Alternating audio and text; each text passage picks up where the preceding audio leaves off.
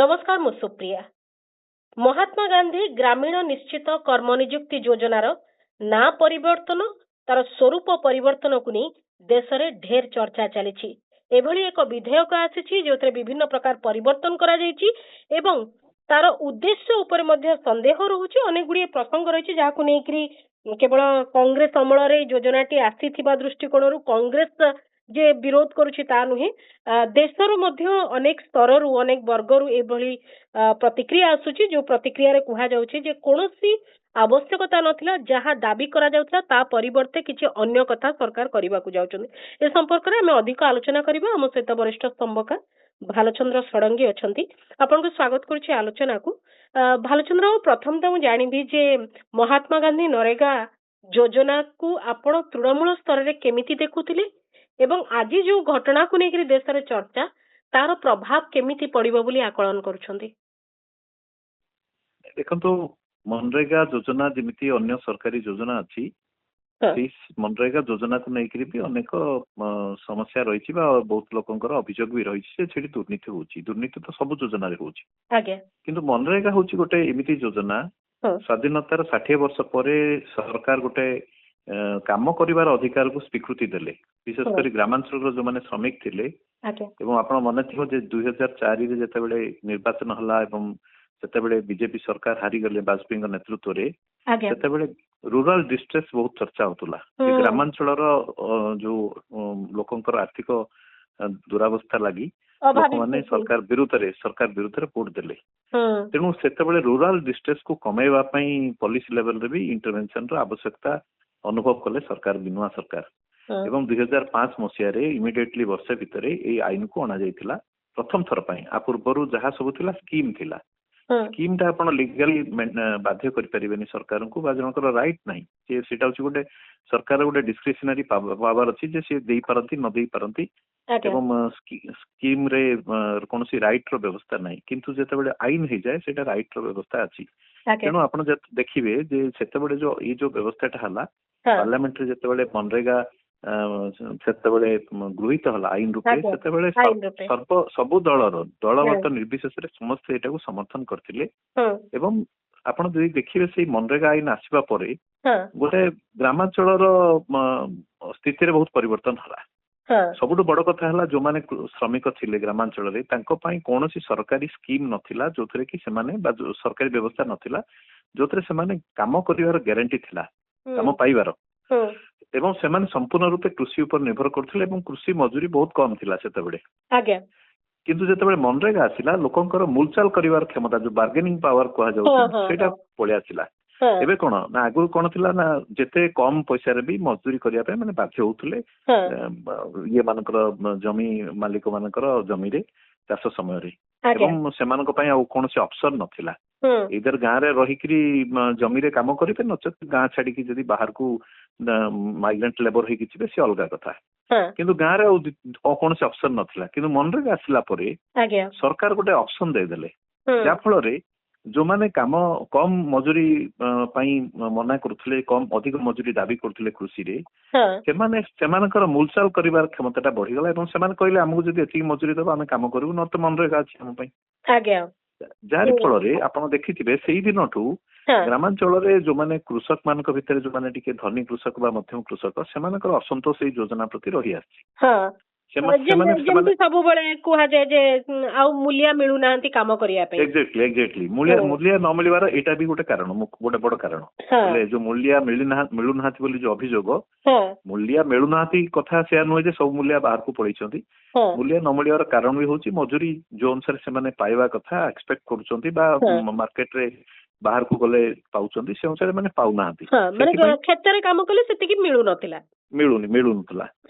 तेणु मनरेगा आसीबा परे कृषि श्रमिकर मजूरी भी बढ़ी ग्रामांचल रे जो आखि दृश्या बढ़ीनी किंतु बढ़ी माने श्रमिक को जेमती माने टेकिंग फॉर ग्रांटेड निया जाउतला सेमिति नुहे से माने आवश्यकता तांकर अछि आ जेते हेले भी हमको आनिबा को पड़िबो पैसा देकरी सेही धारणाटा पुणी ए जो मूलचाल क्षमताटा मानकर बहुत गरीब लोक ग्रामांचल रो जे जा पाखरे कोनोसी जमी नाही कारण आपण देखंतु सरकार एजेंडा आनिबा पछरे भी आ गुटे कारण थिला आ गुटे कारण हला जे 2005 पर्यंत ଆପଣ ଦେଖିବେ ଷ୍ଟେଟ ପଲିଟିକ୍ସ ବା ନ୍ୟାସନାଲ ପଲିଟିକ୍ସ ରେ ବା ରାଜନୀତିରେ ଜମି ଲ୍ୟାଣ୍ଡ ହଉଛି ଗୋଟେ ଇସ୍ୟୁ ବି ଥିଲା। ବହୁତ ଜାଗାରେ ଲୋକମାନେ ଲ୍ୟାଣ୍ଡ ଡିମାଣ୍ଡ କରୁଥିଲେ ଲ୍ୟାଣ୍ଡଲେସନେସ ଦୂର କରିବା ପାଇଁ। କିନ୍ତୁ ବର୍ତ୍ତମାନ ଜମିର ଯୋଉ ଦାବିଟା ସେଇ ଦାବିଟା ଡାଇଲ୍ୟୁଟ ହେଇଗଲା 2005 ପରେ। ଗଭର୍ଣ୍ଣମେଣ୍ଟ ସେଟା ଚାହୁଁଥିଲା। ଏବଂ ଆଉ ଗୋଟେ କଥା ହଉଛି ଯୋଉଟା କହିଲି ରୁରାଲ ଡିଷ୍ଟ୍ରେସ କଥା, ଏବଂ ଆଉ ଗୋଟେ କଥା ହଉଛି ଯୋଉଥିରେ କି ଏଇ ଯୋଜନାର ସୁଫଳ ମିଳିଲା ସେଟା ହଉଛି ଡିଷ୍ଟ୍ରେସ ମାଇଗ୍ରେସନ ବି କିଛି ମାତ୍ରାରେ କମି ଯାଇଛି। ବୋଲେ ଯେହେତୁ ଗ୍ରାମାଞ୍ଚଳରେ କିଛି କାମ ମିଳିଯାଉଛି, ତେଣୁ ଅଧିକ ଆୟ କରିବା ପାଇଁ ଇଚ୍ଛୁକ ରଖୁଥିବା ଲୋକମାନେ ବା ବହୁତ ସୁସ୍ଥ ସବଳ ଯୁବକ ମାନେ ବାହାରକୁ କାମ କରିବା ପାଇଁ ଯାଉଛନ୍ତି। ଗାଁରେ ଯୋଉମାନେ ସମୟରେ ମାନେ ସିଜନ ଯୋଉଟା ଅଫ ସିଜନ ବୋଲି କୁହାଯାଉଛି ସେ ସମୟରେ ବି କାମ ମିଳୁଥିଲା। ଏକ୍ସାକ୍ଟଲି। ତେଣୁ ଏଭଳି ଏକ ଯୋଜନା ଯୋଉ ଯୋଜନାରେ ଯେତେ ଦୁର୍ବଳତା, ଏଇ ଯୋଜନା ଯେତେ ଦୁର୍ବଳତା ଥିଲେ ମଧ୍ୟ ଆର ଯୋଉ ଗୋଟେ ଭଲ ଦିଗ ଗୁଡିକ ଥିଲା ସେଇ ଦିଗ ଲାଗି ଏଇ ଯୋଜନା ଏବେ ବି ସରକାର ତାକୁ ଚଲେଇକି ରଖିଥିଲେ। କିନ୍ତୁ ଏଇ ସରକାର ଆପଣ ଦେଖିବେ ଆସିଲା ପରଠୁ ଏଇ ଯୋଜନାଟାକୁ ବନ୍ଦ କରିବା ପାଇଁ ଲଗାତାର ଆ ବିରୁଦ୍ଧରେ କୁଚ୍ଛା ପ୍ରଚାର କରୁଛନ୍ତି ଏବଂ ଆକୁ ସିଷ୍ଟମାଟିକଲି ଆକୁ ମାରିବା ପାଇଁ ଯୋଜନା କରିଛନ୍ତି, ଯୋଉଥିରେ ଏବେ ସଫଳ ହେଇଗଲେ। ସଂସଦରେ ବି ଦେଖିଛି ପ୍ରଧାନମନ୍ତ୍ରୀ ଯୋଉ ପ୍ରକାର ଯୋଜନା ବିଷୟରେ ମନୁମେଣ୍ଟାଲ ଡିଜାଷ୍ଟର ବୋଲି କହିଲେ ଯୋଜନା। କଂଗ୍ରେସ ସରକାରର ମନୁମେଣ୍ଟାଲ ଡିଜାଷ୍ଟର ବୋଲି ଏଇ ଭାଷାରେ ପ୍ରଧାନମନ୍ତ୍ରୀ କହିଲେ। କିନ୍ତୁ ସେଇ ପ୍ରଧାନମନ୍ତ୍ରୀ ହିଁ ପରବର୍ତ୍ତୀ ଅବସ୍ଥାରେ ଯେତେବେଳେ କୋଭିଡ ସମୟରେ ଏଇ ଯୋଜନା ଏଇ ଆଇନର ଗୁରୁତ୍ୱକୁ ଅନୁଭବ କରି ଅଧିକ ବ୍ୟୟବରାଦ କରିବାକୁ ବାଧ୍ୟ ହେଲେ। ଏବଂ କୋଭିଡ ସମୟରେ ପ୍ରକୃତରେ ଯଦି ଗ୍ରାମାଞ୍ଚଳରେ ଲୋକଙ୍କୁ ଯୋଉ ବାହାରୁ ଯୋଉ ଶ୍ରମିକ ଯୋଉ ପରିମାଣରେ ଗ୍ରାମାଞ୍ଚଳକୁ ଫେରିଲେ ସେମାନଙ୍କୁ ଯଦି କିଏ ବଞ୍ଚେଇ ଦେଲା ତାହେଲେ ଏଇ ଯୋଜନା। କାରଣ ମନରେଗା ଯଦି ନଥାନ୍ତା, ଯୋଉମାନେ ସବୁ ଶ୍ରମିକ ମାନେ ଲକଡାଉନ ଲାଗି କାମ କଳକାରଖାନା ବନ୍ଦ ଲାଗି ଯୋଉ ପଳେଇ ଆସିଲେ ବହୁ ସଂଖ୍ୟାରେ, କୋଉ ଅବସ୍ଥାରେ ତ ଆସିଲେ ଆମେ ସମସ୍ତେ ଜାଣିଛେ। ସେମାନେ ଗାଁକୁ ଫେରିଲା ପରେ ତାଙ୍କ ପାଖରେ ଆଉ କାମ କିଛି ନଥିଲା। ତେଣୁ ମନରେଗା ଲାଗି ହିଁ ସେମାନେ କାମ ପାଇଲେ। ଏବଂ ସବୁ ଶ୍ରମିକଙ୍କ ପାଖରେ ସ୍କିଲ୍ଡ ବୋଲିକିରି କଥା ଯୋଉ ଆମେ ସ୍କିଲ୍ ମ୍ୟାପିଂ ପରିକା କରିନଥିଲୁ, ସ୍କିଲ୍ ମ୍ୟାପିଂ ଆଜି ବି ହେଇନାହିଁ। ତେଣୁକରି ସବୁ ଶ୍ରମିକ ସ୍କିଲ୍ଡ ନୁହନ୍ତି, ତ ସେମି ସ୍କିଲ୍ଡ ଏବଂ ବିଲକୁଲ ମାନେ କୁଶଳୀ ନ ହେଇଥିବା ଶ୍ରମିକଙ୍କୁ ମଧ୍ୟ ନରେଗା ବଞ୍ଚେଇ ଦଉଥିଲା। ନିଶ୍ଚୟ ନିଶ୍ଚୟ। ଏଇ ଆଇନର ବହୁତ ଭଲ ଦିଗ ଥିଲା, ଯାହାକୁ ଯଦି ବି କିଛି ଦୁର୍ବଳତା ଥିଲା ତାହେଲେ ସରକାର ଯଦି ଚାହିଁଥାନ୍ତେ ତାକୁ ସୁଧାରି ପାରିଥାନ୍ତେ। ମାନେ ଆମେ ସବୁବେଳେ ଚାହୁଁଛୁ ଯେ ଯୋଜନା ଗୁଡିକ ଆଉ ସୁଧୁରିକିରି ତାର ବେଟର ସ୍ୱରୂପରେ ଆସୁ, କିନ୍ତୁ ପ୍ରତ୍ୟେକ ସେଥିରେ କିଛି ଏକ୍ସକ୍ଲୁଜନ ର କଥା ଆସୁଛି ଇନକ୍ଲୁଜନ ବଦଳରେ। ଏଇଟା ବି ଆପଣ ଭଲ କଥା କହିଲେ ଯେ ଏଇ ସରକାରର ଆଉ ଗୋଟେ ସରକାର ସବୁବେଳେ ଇନକ୍ଲୁଜନ କଥା କହୁନି, ଏକ୍ସକ୍ଲୁଜନ କଥା କହୁଛି। ଯେତେ ଯୋଜନା ଆପଣଙ୍କର ରାସନ କାର୍ଡ ଟୁ ଆରମ୍ଭ କରିକିରି ବର୍ତ୍ତମାନ ଦେଖନ୍ତୁ ଭୋଟର ଯୋଉ SIR ଚାଲିଛି ବା ଚାଷୀ ପଞ୍ଜୀକରଣ କୁହନ୍ତୁ, ସବୁ କଥାରେ ଏମାନଙ୍କର ଲକ୍ଷ୍ୟ ହେଲା ଯେତେ ଅଧିକରୁ ଅଧିକ ଲୋକ ଏକ୍ସକ୍ଲୁଡ ହେବେ, ଏଇ ଯୋଜନାରୁ ବାଦ ପଡିଯିବେ। ସେଥିପାଇଁ ଟେକ୍ନିକାଲ କାରଣ ଦେଖେଇକିରି ଗତ 10-11 ବର୍ଷ ଭିତରେ ଆମେ ଦେଖୁଛେ କୋଟି କୋଟି ଲୋକଙ୍କୁ ସେମାନଙ୍କ ଜବ କାର୍ଡରୁ ବଞ୍ଚିତ କରାଗଲା। ସେମାନଙ୍କୁ ବିଭିନ୍ନ ଟେକ୍ନିକାଲ କାରଣ ଦେଖେଇକିରି ସେମାନଙ୍କୁ ମନରେଗାର ଯୋଉ ଲିଷ୍ଟ ରୁ ବାଦ ଦିଆଯାଇଛି ବହୁତ ଜାଗାରେ। ଏବଂ ବହୁତ ଜାଗାରେ ବିଶେଷ କରି ଯୋଉମାନେ ବିରୋଧୀ ଦଳ ଶାସିତ ରାଜ୍ୟ ମାନେ ଅଛନ୍ତି, ପଶ୍ଚିମବଙ୍ଗ କୁହନ୍ତୁ, ତାମିଲନାଡୁ କୁହନ୍ତୁ, ଏସବୁ ରାଜ୍ୟ ମାନଙ୍କରେ ଅନୁଦାନକୁ ଜାଣି ଶୁଣିକି ଅଟକେଇ ରଖାଯାଇଛି। ଏବଂ ପଶ୍ଚିମବଙ୍ଗରେ ତ ଏମିତି ପରିସ୍ଥିତି ହେଲା ଯେ 3 ବର୍ଷ ହେଲା ସେମାନଙ୍କର ଅନୁଦାନ ମିଳିନି, ଯାହାଫଳରେ କାମ ପୁରା ଠପ୍ ପଡିଛି। ଏବଂ ରାଜ୍ୟ ସରକାର ସୁପ୍ରିମକୋର୍ଟକୁ ଗଲେ ଏଥିପାଇଁ, ଏବଂ ସୁପ୍ରିମକୋର୍ଟ ନିର୍ଦ୍ଦେଶ ଦେଲା ପରେ ବର୍ତ୍ତମାନ ଟଙ୍କା ରିଲିଜ କଲେ। ତେଣୁ ଏଭଳି ସରକାରଙ୍କର ଆଭିମୁଖ୍ୟ ଯୋଉ ରହି ଆସିଛି, ତେଣୁ ଆଜି ଯେତେବେଳେ ଆମେ ଦେଖୁଛେ ତାକୁ ମନରେଗାର ପୁରା ଆତ୍ମାଟାକୁ ମାରି ଦିଆଗଲା ବୋଲି କୁହାଯିବ। ତାର ଯୋଉ ଉଦ୍ଦେଶ୍ୟ ନେଇକି ମହାତ୍ମାଙ୍କ ନାଁକୁ କଟା ଯାଇନି, ତାର ଆତ୍ମାକୁ ବି ମାରିଛନ୍ତି। ଏକ୍ସାକ୍ଟଲି। ମହାତ୍ମା ଗାନ୍ଧୀଙ୍କ ନାଁଟାକୁ ତ ବଦଳେଇ ଦେଲେ। ମହାତ୍ମା ଗାନ୍ଧୀଙ୍କ ପ୍ରତି ତାଙ୍କର ଯୋଉ ଅସୂୟା ଅଛି, ମହାତ୍ମା ଗାନ୍ଧୀଙ୍କ ପ୍ରତି ଯୋଉ ତାଙ୍କର ଘୃଣାଟା ରହିଛି, ସେଇ ଘୃଣାର ପରିପ୍ରକାଶ କରିଛନ୍ତି ଏ ନାଁଟାକୁ ବଦଳେଇକିରି।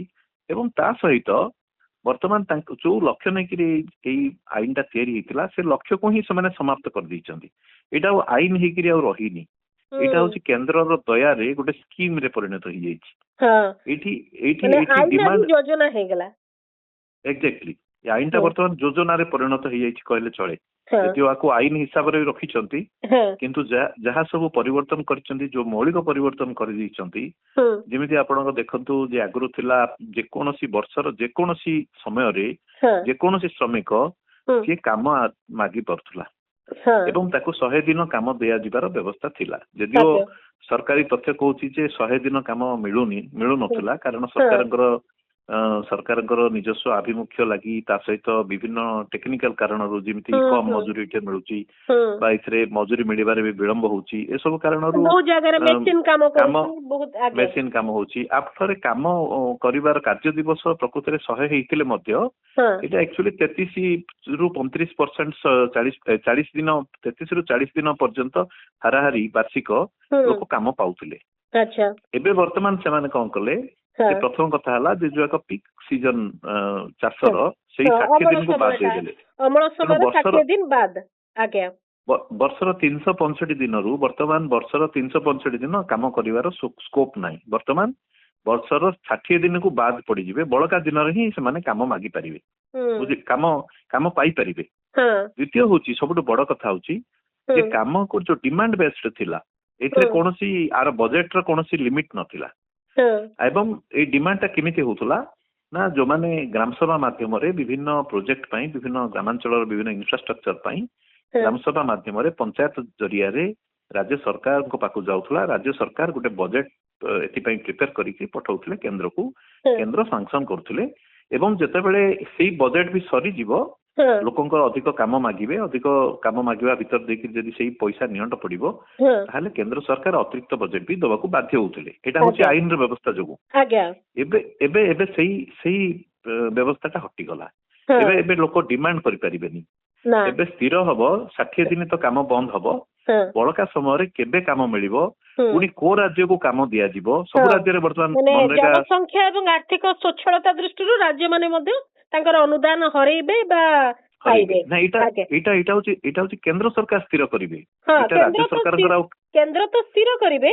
ସେଥିରେ ଯୋଉ କଥାଟି କୁହାଯାଇଛି ଯେ ଜନସଂଖ୍ୟା ଏବଂ ଆର୍ଥିକ ସ୍ଥିତି ବିଚାରରେ ରଖିକିରି କେନ୍ଦ୍ର ସରକାର ସ୍ଥିର କରିବେ, ଯୋଉମାନେ ଜନସଂଖ୍ୟାକୁ କଣ୍ଟ୍ରୋଲ କରିଛନ୍ତି ଯୋଉ ରାଜ୍ୟମାନେ ସେମାନଙ୍କୁ ମିଳିବନି, ସେମାନଙ୍କୁ ପାନିଶମେଣ୍ଟ ଦିଆଯିବ। ଆଜ୍ଞା ତେଣୁ କଣ ହଉଛି ନା ଯେତେବେଳେ ଆଗ ରାଜ୍ୟ ଲୋକଙ୍କର ଡିମାଣ୍ଡ, ଶ୍ରମିକ ମାନଙ୍କର ଡିମାଣ୍ଡ ଆଧାରିତ ବ୍ୟବସ୍ଥାଟା ଥିଲା ଯେ ଶ୍ରମିକ ମାନେ ଯେତିକି ଡିମାଣ୍ଡ କରୁଛନ୍ତି ସେତିକି ଅନୁସାରେ ଅନୁଦାନ ଆସୁଥିଲା, କେନ୍ଦ୍ର ସରକାର ଦବାକୁ ବାଧ୍ୟ ହଉଥିଲେ। ବର୍ତ୍ତମାନ ଶ୍ରମିକ ମାନଙ୍କ ଡିମାଣ୍ଡ ଆଧାରରେ ଯୋଜନା ଚାଲିବନି। ବର୍ତ୍ତମାନ କେନ୍ଦ୍ର ସରକାର ସ୍ଥିର କରିବେ କୋଉ ରାଜ୍ୟକୁ ଦେବେ, ରାଜ୍ୟର ବି କୋଉ ଅଞ୍ଚଳକୁ ଦେବେ ଏବଂ କୋଉ ଅଞ୍ଚଳରେ କେତେ ଦିନ ବନ୍ଦ କରିବେ, 60 ଦିନଟା କୋଉ 60 ଦିନ ବନ୍ଦ କରିବେ ସେଟା କେନ୍ଦ୍ରରୁ ସ୍ଥିର ହବ। ପୁରା ଡିସେଣ୍ଟ୍ରାଲାଇଜେସନ ଯୋଉ ଥିଲା ତାକୁ ପୁରା ସେଣ୍ଟ୍ରାଲାଇଜ କରିଦିଆଗଲା। ଏଇଟା ହଉଛି ଆମର ଯୋଉ ସଂଘୀୟ ବ୍ୟବସ୍ଥାର ବି ଉଲ୍ଲଂଘନ କରାଯାଇଛି ନିଶ୍ଚିତ ଭାବରେ। ଏବଂ ଯୋଉ ଷ୍ଟେଟ ର ଗୋଟେ ଫାଇନାନ୍ସିଆଲ ଅଟୋନୋମି ଆଉ ନାହିଁ କହିଲେ ଚଳେ। ଜିଏସଟି ପରେ ଆମେ ଦେଖୁଛୁ କେବଳ ଜିଏସଟି ନୁହେଁ, ବହୁତ ଗୁଡେ ଜିନିଷ ଅଛି ଯାହାକୁ ସେସରେ କନଭର୍ଟ କରାଯାଇଛି, ଯୋଉଥିରେ ଷ୍ଟେଟ ର ଭାଗ କିଛି ନାହିଁ। ଏ ସବୁ ଦୃଷ୍ଟିକୋଣରୁ ଯେତେବେଳେ ଷ୍ଟେଟ ର ମାନେ ବିତ୍ତୀୟ ମାନେ ତିରୋଟ ସ୍ଥିତି ରହିବ, ନିଅଣ୍ଟିଆ ସ୍ଥିତି ରହିବ, ସିଏ ଚାହିଁବ ଯେ ଏଇ ଯୋଉ 60-40 ର ଭାଗିଦାରୀ ମନେକର ଚାହିଁବ ମୁଁ ଦେଇପାରିବି ନାହିଁ, ତ ଏଇ ଯୋଜନାର ମାନେ କିଛି ନାହିଁ, ଯୋଜନା କେବଳ କାଗଜରେ ରହିବ। ସେଇଟା ବି ଗୋଟେ ଇମ୍ପୋର୍ଟାଣ୍ଟ ଚେଞ୍ଜ ହେଇଛି ଏଇ ଆଇନରେ, ଯୋଉଟା କି ଆଗରୁ 90-10 ଥିଲା। 90% ଅନୁଦାନ ଏଇ ଖର୍ଚ୍ଚ ଦଉଥିଲା ସେଣ୍ଟ୍ରାଲ ଗଭର୍ଣ୍ଣମେଣ୍ଟ ଏବଂ 10% ରାଜ୍ୟ ସରକାର ଦଉଥିଲେ। ବର୍ତ୍ତମାନ 60-40 କରିଦବା ଫଳରେ ବର୍ତ୍ତମାନ 40% ଯଦି ରାଜ୍ୟ ସରକାର ଦେବେନି ତାହେଲେ କେନ୍ଦ୍ର ସରକାର ବି ଆଉ 60% ଦେବେନି। ଏବଂ ବହୁତ ରାଜ୍ୟ ଆପଣ ଦେଖନ୍ତୁ, ଏଇ ଯୋଉ ଗରିବ ଶ୍ରମିକ ମାନେ ଗ୍ରାମାଞ୍ଚଳରେ ବହୁ ସଂଖ୍ୟାରେ ଅଛନ୍ତି, ଯୋଉ ରାଜ୍ୟରେ ବହୁ ସଂଖ୍ୟାରେ ଅଛନ୍ତି, ଓଡିଶା ପରି ରାଜ୍ୟ, ସେସବୁ ହଉଛି ଗରିବ ରାଜ୍ୟ, ଏସବୁ କୌଣସି ଧନୀ ରାଜ୍ୟ ନୁହନ୍ତି। ଏବଂ ଏମାନଙ୍କର ଆପଣ ଠିକ କହିଲେ ଯେ ଜିଏସଟି ର ପରେ, ଜିଏସଟି କୁ ଆସିବା ପରେ ରାଜ୍ୟମାନେ ନିଜର ଟିକସ ବା ରାଜସ୍ୱ ସଂଗ୍ରହ କରିବାର କ୍ଷମତାକୁ ବହୁ ପରିମାଣରେ ହରେଇଛନ୍ତି ଏବଂ କେନ୍ଦ୍ରର ଦୟାର ପାତ୍ର ହେଇକି ରହିଛନ୍ତି।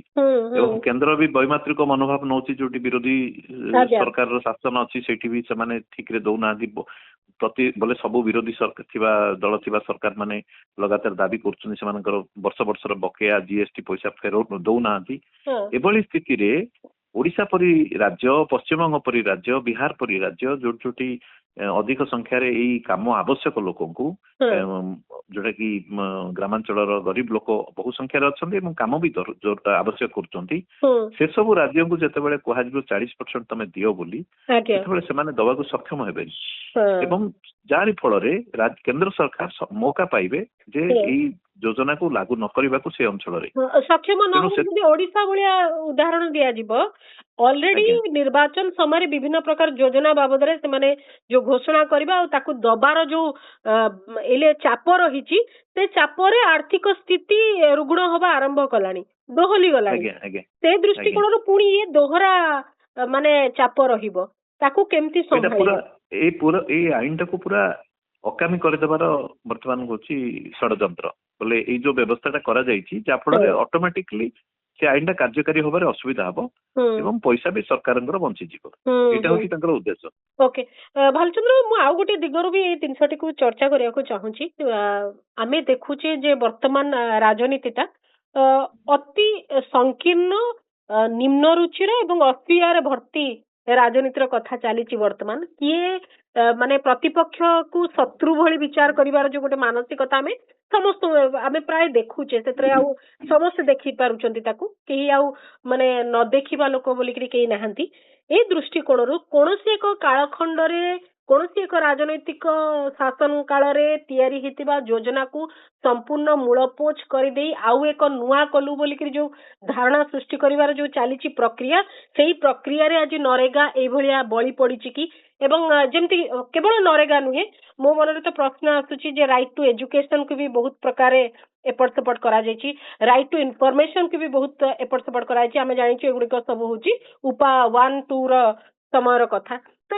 ଫୁଡ ସିକ୍ୟୁରିଟି କୁ ମଧ୍ୟ ଭିନ୍ନ ପ୍ରକାର ଇଏ କରାହଉଛି ଇଏ ଯୋଉ ଚାଲିଛି ସେଇ ପ୍ରକ୍ରିୟାରେ ଆଜି ନରେଗାର ପାଳି ଥିଲା କି ଆପଣ ଦେଖନ୍ତୁ ଉପା ସରକାର ସମୟରେ ଅନ୍ୟ ଯାହା ବି ଆପଣ ସମାଲୋଚନା କରିପାରିବେ କିନ୍ତୁ କିଛି ରାଇଟ୍ ବେସ୍ଡ ସେମାନେ ଯୋଜନା କରିଥିଲେ ଯେମିତି ଆପଣଙ୍କର ମନରେଗା କୁହନ୍ତୁ ଫରେଷ୍ଟ ରାଇଟ୍ ଆକ୍ଟ କୁହନ୍ତୁ ରାଇଟ୍ ଟୁ ଇନଫର୍ମେସନ ଆକ୍ଟ କୁହନ୍ତୁ କିମ୍ବା ଫୁଡ ସିକ୍ୟୁରିଟି ଆକ୍ଟ କୁହନ୍ତୁ ଏସବୁ ଆଇନ ଯୋଉ ହେଇଥିଲା ଏସବୁ ଆଇନର ବେନିଫିସିଆରୀ ସାଧାରଣ ମଣିଷ ଥିଲେ ଏବଂ ଏ ସରକାର ଆସିଲା ପରେ ଏମାନଙ୍କୁ ରାଇଟ୍ ନେଇକରି ବହୁତ ଏଲର୍ଜି ରହିଛି ସେମାନେ ରାଇଟ୍ ଉପରେ ରାଇଟ୍ ବେସ୍ଡ ସ୍କିମ୍ କୁ ରାଇଟ୍ ବେସ୍ଡ ଇଏକୁ ଏମାନେ ଆଦୌ ପସନ୍ଦ କରନ୍ତିନି ଏବଂ ଏମାନେ ଆପଣ ଦେଖନ୍ତୁ ବହୁତ ଗୁଡାଏ ଏନଜିଓ ଯୋଉମାନେ ଫରେନ୍ ଫଣ୍ଡ ସବୁ ଆଣୁଥିଲେ ଏବଂ ରାଇଟ୍ ବେସ୍ଡ କାମରେ ସେମାନେ ବ୍ୟସ୍ତ ଥିଲେ ଏଙ୍ଗେଜ ଥିଲେ ସେମାନଙ୍କର ଫଣ୍ଡ ବି ବନ୍ଦ କରିଦିଆଯାଇଛି ଗତ 11 ବର୍ଷ ଭିତରେ ଯୋଉମାନେ ରାଇଟ୍ ବେସ୍ଡ କାମ କରୁଥିଲେ ଯୋଉମାନେ ରାଇଟ୍ ଟୁ ଏଜୁକେସନ ପାଇଁ ରାଇଟ୍ ଟୁ ଇନଫର୍ମେସନ ପାଇଁ ଲ୍ୟାଣ୍ଡ ରାଇଟ୍ ପାଇଁ ଫରେଷ୍ଟ ରାଇଟ୍ ପାଇଁ ବା ଦଳିତ ରାଇଟ୍ ପାଇଁ କାମ କରୁଥିଲେ ସେମାନଙ୍କର ଫଣ୍ଡ ସମ୍ପୂର୍ଣ୍ଣ ବନ୍ଦ କରିଦିଆଯାଇଛି ତେଣୁ ଏ ସରକାର ଆରମ୍ଭରୁ ରାଇଟ୍ ବୋଲି ଯୋଉ କନସେପ୍ଟ ବା ରାଇଟ୍ ବୋଲି ଶବ୍ଦଟା ପ୍ରତି ବହୁତ ଅସୂୟା ମନୋଭାବ ଏ ସରକାର ରହିଆସିଛି ଏବଂ ଆଜି ଯେତେବେଳେ ସେମାନେ ଦେଖୁଛନ୍ତି ଯେ ସେମାନଙ୍କର ଏଇ 11 ବର୍ଷ ଶାସନ କାଳରେ ଇକୋନୋମିକ କଣ୍ଡିସନ ଏତେ ଭଲ ନୁହେଁ ସାଧାରଣ ଲୋକଙ୍କର ସ୍ଥିତି ଖରାପ ହଉଛି ଏବଂ ସେଇଥିପାଇଁ ସେମାନେ ବର୍ତ୍ତମାନ କଣ ଭାବୁଛନ୍ତି ଯେ ଇନଭେଷ୍ଟମେଣ୍ଟ ଅଧିକ ଆସିବାକୁ ପଡିବ ତେଣୁ କର୍ପୋରେଟ ମାନଙ୍କ ପାଇଁ ଗୋଟେ ମାହୋଲ ତିଆରି କରିବେ ଇଜ ଅଫ୍ ଡୁଇଂ ବିଜନେସ ନାଁରେ ବର୍ତ୍ତମାନ ଯେମିତି ଆପଣଙ୍କର ଯେତେ ସବୁ ଶ୍ରମ ଆଇନକୁ ବଦଳେଇକିରି ଶ୍ରମ କୋଡ କଲେ ସେମିତି ବର୍ତ୍ତମାନ ଏଇଟା ବି ଦେଖୁଛନ୍ତି ଯେ ଏଇ ମନରେଗା ପରି ସ୍କିମ ଲାଗି ବା ଆଇନ ଲାଗି ଗ୍ରାମାଞ୍ଚଳର ଶ୍ରମିକ ମାନେ ଗାଁରେ ରହୁଛନ୍ତି ବୋଲେ ଡିଷ୍ଟ୍ରେସ ମାଇଗ୍ରେସନ ହଉନି ଯୋଉ ପରିମାଣରେ ସେମାନେ ଚାହୁଁଛନ୍ତି ଏବଂ ବାହାରକୁ ଯଦି ଏ ସ୍କିମ ଦୁର୍ବଳ ହେଇଯିବ ବା ସ୍କିମ ଲାଗୁ ହବନି ତାହେଲେ ଡିଷ୍ଟ୍ରେସ ମାଇଗ୍ରେସନ ହବ ତାହେଲେ ସହରରେ ଶସ୍ତା ଶ୍ରମିକ ମିଳିବେ କମ୍ପାନୀ ମାନଙ୍କ ପାଇଁ ତେଣୁ ଆ ଫଳରେ ସେମାନେ ଭାବୁଛନ୍ତି ଯେ ଶସ୍ତା ଶ୍ରମିକ ଯଦି ଅଧିକ ବଢିବେ ସପ୍ଲାଇ ବଢିବ ଗ୍ରାମାଞ୍ଚଳରୁ ସହରାଞ୍ଚଳକୁ ତାହେଲେ ହୁଏତ ବୋଲେ କମ୍ପାନୀ ମାନଙ୍କର ବ୍ୟବସାୟ ବା ସେମାନଙ୍କର କଳକାରଖାନା ଏସବୁ ଆଉ ଟିକେ ଅଧିକ ଚାଲିବ ବୋଲି ଭାବୁଛନ୍ତି ଏଇଟା ହଉଛି ଗୋଟେ ଭୁଲ କଥା ଭୁଲ ଧାରଣା ଏବଂ ସେମାନଙ୍କର ଅର୍ଥନୀତି ଯୋଉଟା ଏବେ ଦେଖନ୍ତୁ ଯୋଉଟା ସେମାନେ କହିଲେ ଯେ 60 ଦିନ ଯୋଉ ବନ୍ଦ କରିବା କଥା କହିଛନ୍ତି ସେଥିରେ ସେମାନେ କହିଛନ୍ତି ଯେ ଚିପ୍ ଲେବର ଯୋଗେଇବା ଏବଂ ସେଇ ସମୟରେ ଶ୍ରମିକ ମାନଙ୍କର ଅଭାବ ରହୁଛି ହଁ କିନ୍ତୁ ସମସ୍ୟାଟା ହଉଛି ଚିପ୍ ଲେବର ସମସ୍ୟା ନୁହେଁ କୃଷିର ଆଜିର ସମସ୍ୟା ହଉଛି ଯେ କୃଷକର ଉତ୍ପାଦିତ ଦ୍ରବ୍ୟ କୃଷି ଉତ୍ପାଦ ଠିକ ରେଟରେ ବିକ୍ରି ହେଇପାରୁନି ସେଇଟା ହଉଛି ମୂଳ ସମସ୍ୟା ସେଇଟା ହଉଛି ମୂଳ ସମସ୍ୟା ଯଦି କୃଷକ ତାର ଉତ୍ପାଦର ଉପଯୁକ୍ତ ଦର ପାଇବ କମ ସେ କମ ବଜାର ଦର ପାଇବ ବା କମ ସେ କମ ସର୍ବନିମ୍ନ ଇଏ ବି ମିଳିବ କଣ ମିନିମମ ସପୋର୍ଟ ପ୍ରାଇସ୍ ତାକୁ ମିଳିବ ତାହେଲେ ବି ସିଏ ତାର ଶ୍ରମିକକୁ କୃଷି କ୍ଷେତ୍ରରେ ଯୋଉ କୃଷି ଶ୍ରମିକ ଅଛନ୍ତି ତାଙ୍କୁ ବୋଲେ ଅପେକ୍ଷାକୃତ ଅଧିକ ମଜୁରୀ ଦେବାକୁ ସକ୍ଷମ ହବ। ତେଣୁ ତେଣୁ ସରକାର କୃଷି ସମସ୍ୟାର କୃଷି ସଂକଟର ସମାଧାନ ପାଇଁ ଯଦି ଭାବୁଛନ୍ତି ଯେ 60 ଦିନ କାମ ବନ୍ଦ କରିକିରି ଶସ୍ତା ଶ୍ରମିକ କୃଷି କ୍ଷେତ୍ରକୁ ଯୋଗାଇବା ବୋଲି ଏଇଟା ହଉଛି ଭୁଲ କଥା। ମାନେ ସ୍ୱାମୀନାଥନ କମିଟି ଯଦି ଲାଗୁ କରିଥାନ୍ତେ ସେଥିରେ ଶ୍ରମିକର ପଇସା ବି ସାମିଲ ଅଛି C2+FL ଯୋଉ ଆମର ଆଜ୍ଞା। ତେଣୁ ସରକାରଙ୍କର ଯୋଉ ଚିନ୍ତା ଅଛି ଯେ କର୍ପୋରେଟ ମାନଙ୍କ ପାଇଁ ବା ଇଏ ପାଇଁ ସେଇଟା ପ୍ରକୃତ ବାଟରେ ସମାଧାନ ନ କରିକି ଏଇ ଯୋଉ ବାଟ ନଉଛନ୍ତି ତା ଫଳରେ ସମସ୍ୟା ଆହୁରି ଉତ୍କଟ ହବ। ଗ୍ରାମାଞ୍ଚଳରେ ଡିଷ୍ଟ୍ରେସ୍ ବଢିବ, ରୁରାଲ ଡିଷ୍ଟ୍ରେସ୍ ଯେତେ ବଢିବ 2004ରେ ସେଇଥିପାଇଁ ସେମାନେ ହାରିଥିଲେ ଏବଂ ଯେତେ ରୁରାଲ ଡିଷ୍ଟ୍ରେସ୍ ବଢିବ ରୁରାଲ ଅନରେଷ୍ଟ ବଢିବ ଏବଂ ଲୋକ ପଳାୟନ ବଢିବ ଏବଂ ଏଇଟା ଗୋଟେ ଭୟଙ୍କର ପରିସ୍ଥିତି ଆଡକୁ ଜଷ୍ଟିଫାଏ କରାଯାଉଛି। ଆପଣ 100 ଦିନ ମିଳୁଥିଲା ଏବେ 125 ଦିନର କଥା ଆସୁଛି। ଡିଜିଟାଲ ପେମେଣ୍ଟ ହବ, ହାତକୁ ଯିବାର ନାହିଁ ଏବଂ AI ସବୁ ତନଖି କରିବ ଜବ୍ କାର୍ଡ ଆଉ ବନ୍ଧା ପଡୁଛି କି କାମ ହଉଛି କି ନ ହଉଛି ତାକୁ ଦେଖିବା ପାଇଁ ମନିଟରିଂ ଫ୍ୟାସିଲିଟି ରହିବ। ଗୋଟେ ଲକ୍ଷ୍ୟ ଆଧାରିତ ରୋଜଗାର ଢାଞ୍ଚା ବୋଲିକି ସରକାର କହୁଛନ୍ତି। ତ ଏତେ ଗୁଡିଏ ସନ୍ଦେହ ଆପଣ ମାନଙ୍କ ମନକୁ କାହିଁକି ଆସୁଛି? ନାଇଁ ଦେଖନ୍ତୁ, ପ୍ରଥମ କଥା ହେଲା ଯେ ସରକାର ଯୋଉ 125 ଦିନ କହୁଛନ୍ତି ପ୍ରକୃତରେ 100 ଦିନର ବି କାମ ଯୋଗେଇ ପାରିନାହାନ୍ତି ଏପର୍ଯ୍ୟନ୍ତ। ପୂର୍ବ ସରକାର କଥା ଛାଡନ୍ତୁ, ବର୍ତ୍ତମାନ 11.5 ବର୍ଷର ସରକାର ଶାସନ କାଳରେ ସରକାରଙ୍କର ତଥ୍ୟ କହୁଛି ଯେ 33ରୁ 40 ଦିନ ବାର୍ଷିକ କାମ ପାଉଛନ୍ତି, ବୋଲେ ୱାର୍କିଂ ଡେ ପାଉଛନ୍ତି, ଲୋକମାନେ କାମ କରୁଛନ୍ତି, ଇଏ କରିପାରୁଛନ୍ତି।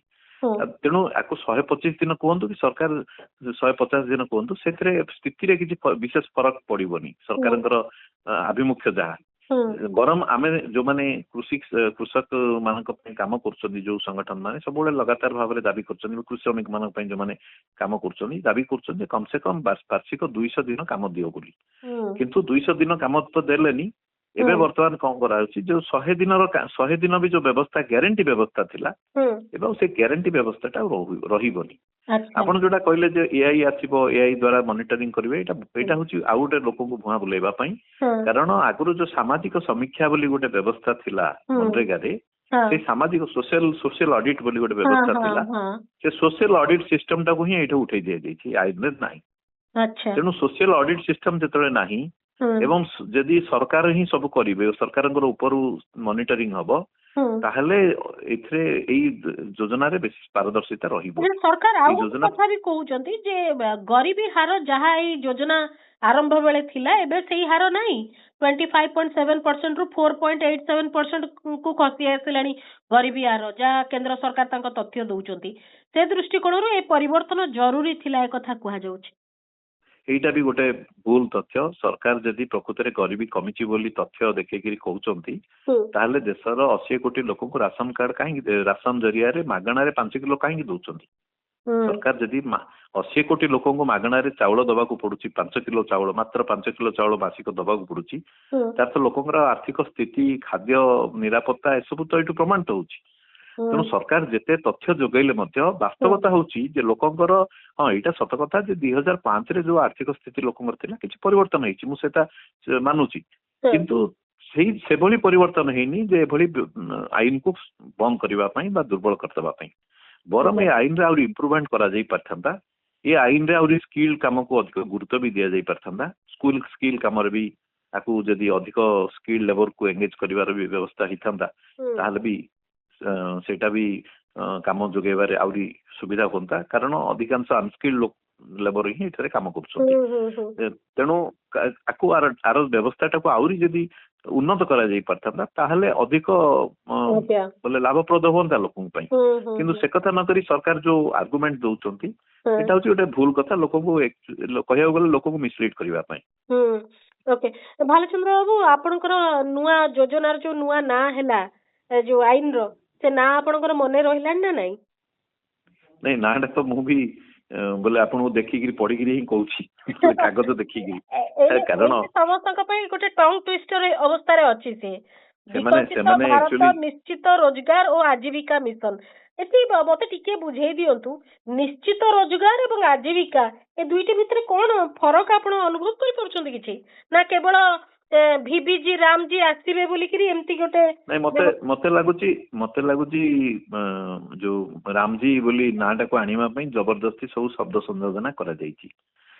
ନହେଲେ ସେମିତି କୌଣସି ଏଇ ଯୋଉ ଶବ୍ଦ ଯାକ ଦେଇଛନ୍ତି ଏଇ ଶବ୍ଦର କୌଣସି ମାନେ ନାହିଁ, ଏଇ ଯୋଉ ଇଏର କୌଣସି ଯଥାର୍ଥତା ନାହିଁ। କାରଣ ମନରେଗା ଯୋଉ ଥିଲା ସେଥିରେ ଠିକ ଥିଲା, ସେଇ ନାଁଟା ବି ଠିକ ଥିଲା, ମହାତ୍ମା ଗାନ୍ଧୀଙ୍କ ନାଁରେ ଥିଲା। ଏବଂ ଏଇ ସରକାର ବି ବହୁତ ସ୍କିମ୍ ବିଭିନ୍ନ ମହାପୁରୁଷଙ୍କ ନାଁରେ କରିଛି, ତାଙ୍କର ଯୋଉମାନେ ବିଶେଷ କରି ସେମାନଙ୍କର ଯୋଉମାନେ ବିଚାରଧାରା ଲୋକ ତାଙ୍କ ନାଁରେ ବି କରିଛି। ତେଣୁ ନାଁଟା ବଦଳେଇ ଦେଲେ ସ୍କିମ ର ଚରିତ୍ର ବଦଳିଯିବ, ସେଟା ଭୁଲ କଥା। ନାଁଟା ବଦଳେଇ ଦେବା ବଳରେ ଆହୁରି ଖର୍ଚ୍ଚ ସରକାରଙ୍କର ବଢି ଯାଉଛି, କାରଣ ସରକାର ନାଁ ବଦଳେଇବା ପାଇଁ ବହୁତ ପଇସା ଖର୍ଚ୍ଚ କରିବାକୁ ପଡେ। ଏସବୁ କରିକି ସରକାର ଅଯଥାରେ ଖର୍ଚ୍ଚ କରୁଛନ୍ତି ଏବଂ ଲୋକଙ୍କର ଅଧିକାରକୁ ଛଡେଇ ନେଉଛନ୍ତି। ଆପଣଙ୍କୁ ଲାଗୁଛି ଏ ଯୋଉ ଭିବିଜି ରାମଜି ଭିତରେ ଇଏ କୋଉ ରାମ ଅଛନ୍ତି? ସେମାନଙ୍କର ତ ରାମ ଆମେ ଜାଣୁଛେ, ସେମାନେ ଯେହେତୁ କମ୍ୟୁନାଲ ପଲିଟିକ୍ସ କରୁଛନ୍ତି, କେନ୍ଦ୍ର ବୋଲେ ବିଜେପି ଦଳ ବା ତାର ସରକାର ଯେହେତୁ କମ୍ୟୁନାଲ ଏଜେଣ୍ଡା ସବୁବେଳେ ତାଙ୍କ ପାଇଁ ସର୍ବୋପରି, ତେଣୁ ସ୍ୱାଭାବିକ ଭାବେ ସବୁ କଥାରେ ସେମାନେ ହିନ୍ଦୁ ମୁସଲମାନ କଥାଟାକୁ ଆଣିବା ପାଇଁ ସେମାନେ ସେଇଟାକୁ ଗୁରୁତ୍ୱ ଦଉଛନ୍ତି। ତେଣୁ ଆଉ ଗୋଟେ କଥା ହେଲା, ସେମାନେ ମହାତ୍ମା ଗାନ୍ଧୀଙ୍କୁ ଯେତେ ବାହାରେ ଗଲେ ପ୍ରଧାନମନ୍ତ୍ରୀ ମହାତ୍ମା ଗାନ୍ଧୀଙ୍କୁ ଗାନ୍ଧୀ ଦେଶରୁ ଆସିଛି କି ବୁଦ୍ଧ ଦେଶରୁ ଆସିଛି ବୋଲି ଯେତେ ଦାବି କଲେ ମଧ୍ୟ ଏମାନଙ୍କ ବିଚାରରେ ଯେ ଗାନ୍ଧୀ ନାହାନ୍ତି ଏବଂ ଏମାନେ ବିଚାରରେ ଗାନ୍ଧୀ ହଉଛନ୍ତି ଏମାନଙ୍କର ଶତ୍ରୁ, ଏକଥା ଏଇ ଯୋଜନାରୁ ପ୍ରମାଣିତ ହେଇଗଲା। ସେମାନେ ଯଦି ଯୋଜନାଟାକୁ ଗାନ୍ଧୀଙ୍କ ନାଁ ଥାଇକିରି ଯଦି ଯୋଜନାଟାକୁ ବଦଳେଇଥାନ୍ତେ କଣ ଅଲଗା କଥା, କିନ୍ତୁ ଗାନ୍ଧୀଙ୍କ ନାଁକୁ ହିଁ ବଦଳେଇ ଦେଲେ। ତେଣୁ ପ୍ରଥମରୁ ଯୋଡା ହେଇନଥିଲା ନା, 2005 ରେ ଯୋଜନା ହେଲା, 2009 ଗାନ୍ଧୀଙ୍କ ନାଁ ଯୋଡା ହେଲା। ଉପା ସରକାର ବି ତ ବହୁ ବିଳମ୍ବରେ ଯୋଡିଥିଲେ, କିନ୍ତୁ ଯେତେବେଳେ ଜଣେ ମହାପୁରୁଷଙ୍କର ନାଁ ଯୋଡି ଦିଆଯାଉଛି ତାକୁ ହଟେଇବା ପାଇଁ ସେତିକି କାରଣ ନଥିଲେ, ସେତିକି ଆବଶ୍ୟକତା ନଥିଲେ, ହଟେଇବା କଥା ନୁହେଁ। କାରଣ ଆମେ ସେଇ ବ୍ୟକ୍ତି ପ୍ରତି ଅସମ୍ମାନ କରୁଛେ ବା ସେଇ ବ୍ୟକ୍ତିତ୍ୱ ପ୍ରତି ଆମର ଗୋଟେ ଅସମ୍ମାନ କଲା ପରି ହଉଛି। ତେଣୁ ଆମେ ଯେତେବେଳେ ସରକାର ତାକୁ ହଟେଇବେ, ସ୍ୱାଭାବିକ ଭାବରେ ସେ ସବୁ ସେମିତି ସଫିସିଏଣ୍ଟ ଗ୍ରାଉଣ୍ଡ ନଥିଲେ ହଟେଇବା କଥା ନୁହେଁ। କିନ୍ତୁ ଏଇ ସରକାର ଯୋଉଟା ହଟେଇଲେ ଏଟା କେବଳ ଗୋଟେ ଗାନ୍ଧୀଙ୍କ ପ୍ରତି ବା ସେକୁଲାରିଜମ ପ୍ରତି ଗୋଟେ ଅସୂୟା ଭାବ ଲାଗି, ଯେମିତି ଆପଣ ଦେଖିଲେ ନେହେରୁଙ୍କୁ ସବୁ କଥାରେ ଦାୟୀ କରାଯାଉଛି ଏଇ ସରକାର ସମୟରେ। ଏବଂ ନିକଟରେ ବନ୍ଦେ ମାତରମ୍ ନେଇକି ପ୍ରଧାନମନ୍ତ୍ରୀ ଯାହା କହିଲେ, ନେହେରୁ ଗାନ୍ଧୀ ସମସ୍ତଙ୍କୁ କାଠଗଡାରେ ଠିଆ କଲେ, କିନ୍ତୁ ପରେ ଜଣା ପଡିଲା ଯେ ସେମାନଙ୍କର ସେମିତି କୌଣସି ଭୂମିକା ନାହିଁ, କିଏ ନାହିଁ, ନିଜେ ସରକାର ବୋଲେ ଅପଦସ୍ଥ ହେଲେ। ତେଣୁ ଏଇ ସରକାରର ଯୋଉ ପ୍ରବଣତା ଯେ ପ୍ରତି କଥାରେ ଗାନ୍ଧୀଙ୍କୁ ନେହେରୁଙ୍କୁ ଏମାନଙ୍କୁ ଦାୟୀ କରିକି ଲୋକଙ୍କ ଭିତରେ ଗୋଟେ ଘୃଣା ସୃଷ୍ଟି କରାଯିବ, ଯାରି ଫଳରେ ତାଙ୍କ ପଲିଟିକ୍ସ ଟା ପାଇଁ ଗୋଟେ ପରିବେଶ ସୃଷ୍ଟି ହବ। ଏଇଟା ଏଇ କଥାରେ ଆମେ ଏଇ କ୍ଷେତ୍ରରେ ବି ଆମେ ଦେଖୁଛେ, ଯାହା ପୂର୍ବରୁ ହେଇଛି ସବୁ ଭୁଲ ହେଇଛି, ଯାହା ଏବେ ହଉଛି ସବୁ ଠିକ ହଉଛି, ଏଇ ପ୍ରକାର ଗୋଟେ ନାରେଟିଭ ତିଆରି କରୁଛନ୍ତି। ମୁଁ ଶେଷ ପ୍ରତିକ୍ରିୟା ଚାହିଁବି। ଏ ଘଟଣାଟି ସମସ୍ତଙ୍କ ମନକୁ ମାନେ ବାଧିଛି। ମହାତ୍ମା ଗାନ୍ଧୀଙ୍କ ନାଁଟିକୁ ହଟେଇ ଦବା, ଯୋଜନାର ସ୍ୱରୂପ ଚେଞ୍ଜ ହବା। ଯୋଉମାନେ ଯୋଜନା ସମ୍ପର୍କରେ ଜାଣିଥିଲେ ସେମାନେ ସ୍ୱରୂପ ଚେଞ୍ଜକୁ ନେଇକରି ଚିନ୍ତିତ। ଯୋଉମାନେ ସାଧାରଣ ଭାବରେ ଜାଣିଥିଲେ ମହାତ୍ମା ଗାନ୍ଧୀଙ୍କ ନାଁଟା ହଟା ଯାଇଛି, ତା ସମସ୍ତଙ୍କ ମନକୁ ଗୋଟେ ବାଧା ଦେଇଛି ଯେ ଏଭଳି ନିଷ୍ପତ୍ତି କାହିଁକି ନିଆଗଲା। ତ ଏଇ ଯୋଉ ପରିସ୍ଥିତି ବର୍ତ୍ତମାନ ହେଇଛି, ତାର ରିଆକ୍ସନ ଯୋଉଭଳି ହବା କଥା ସେମିତି ଆପଣ ଦେଖୁଛନ୍ତି? ନାଇଁ, ବର୍ତ୍ତମାନ ତ ସାଧାରଣ ଲୋକଙ୍କ ପାଖରେ ଆହୁରି ପହଞ୍ଚିନି। ଯାହା ସବୁ ବିଭିନ୍ନ ସଂଗଠନ, ବ୍ୟକ୍ତି ବିଶେଷ ବା ଯୋଉମାନେ ବୁଦ୍ଧିଜୀବୀ ମାନେ ନିଜର ପ୍ରତିକ୍ରିୟା ଦେଇଛନ୍ତି, ତେଣୁ ମୁଁ ଭାବୁଛି ଏଇଟା ଯେତେବେଳେ ସାଧାରଣ ଲୋକଙ୍କ ଭିତରେ ପହଞ୍ଚିବ, ତାହେଲେ ସ୍ୱାଭାବିକ ଭାବେ ପ୍ରତିକ୍ରିୟା ହବ।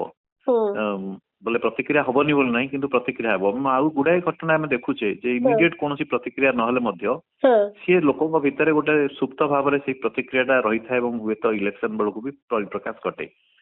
ତେଣୁ ମତେ ଲାଗୁଛି ଯେ ପ୍ରତିକ୍ରିୟାଟା ହବା ପାଇଁ ଯୋଉ ପ୍ରକ୍ରିୟା ଦରକାର, ସେଥିପାଇଁ ଆମେ ଆହୁରି ଅପେକ୍ଷା କରିବାକୁ ପଡିବ। କାରଣ ପ୍ରତିକ୍ରିୟା ତ ନିଶ୍ଚୟ ହବ, କାରଣ ଲୋକଙ୍କର ଗୋଟେ ସ୍କିମ୍ ଯେତେବେଳେ ଗୋଟେ ଯୋଜନା ଲୋକଙ୍କର ଯୋଉ ଥିଲା ଅପସନ ଥିଲା, ସେଇଟାକୁ ଯେତେବେଳେ ଗଭର୍ଣ୍ଣମେଣ୍ଟ ହଟେଇ ଦଉଛି, ସ୍ୱାଭାବିକ ଭାବେ ଲୋକଙ୍କ ଭିତରେ ଗୋଟେ ରିଆକ୍ସନ ହବ। ଲୋକ ଜାଣିବା ଉପରେ ନିର୍ଭର କରୁଛି। ଅମଳ ସମୟରେ ଯେତେବେଳେ ତାର କାମ ନ ମିଳିବ, ସେତେବେଳେ ହୁଏତ ଧୀରେ ଧୀରେ ଜିନିଷଟି ଜାଣିବେ ଯେ ଆଇନଟି କୋଉ ସ୍ଥିତିକୁ ଯାଇ ପହଞ୍ଚିଛି। ବହୁତ ବହୁତ ଧନ୍ୟବାଦ ଭାଲଚନ୍ଦ୍ର ବାବୁ। ए संपर्क रे मु आपनक ठार चर्चा करिथांती निश्चित भाबरे, कारण ए प्रसंग अत्यंत गुरुत्वपूर्ण प्रसंग एवं ए प्रसंग आहुरी अनेक दिग रही जो कथाटी चर्चा हवा निहाती दरकार एवं बारंबार चर्चा हवा दरकार। सेतिपई आपनको अनेक अनेक धन्यवाद एतिक समय दैछंती। आमे आलोचना करथिले महात्मा गांधी ग्रामीण निश्चित कर्म नियुक्ति योजना बा मनरेगा बोली जहाको कुहा जाउतला, जोथरे 100 दिनर काम निश्चित करा जाउतला, सुनिश्चित करा जाउतला एक आईन द्वारा। से काम वर्तमान 125 दिन होइछि सत, किंतु ता धेरे किछि रखा जाइछि नीति नियम, किछि शर्त रखा जाइछि जे आपण अमल समय रे 60 दिन काम करि परिबे नाही नरेगा रे।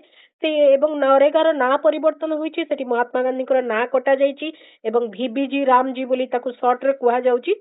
एभली किछि परिवर्तन एवं आहुरी अनेक कथा रही जोटा केंद्र राज्य अनुदान भागबंटा को लेकर भी समस्या रही, जोटा राज्य मान ऊपर आर्थिक बोझ रहिबो, केमती राज्य माने काम करिवे बा रोजगार दबा पई जो बाध्यबाधकता थिला सेतुरु निजको ओहरई देबे ए आशंका रही, जो संपर्क रे आमे चर्चा करथले। स्वतंत्र आलोचना को एति रखुछि। नमस्कार।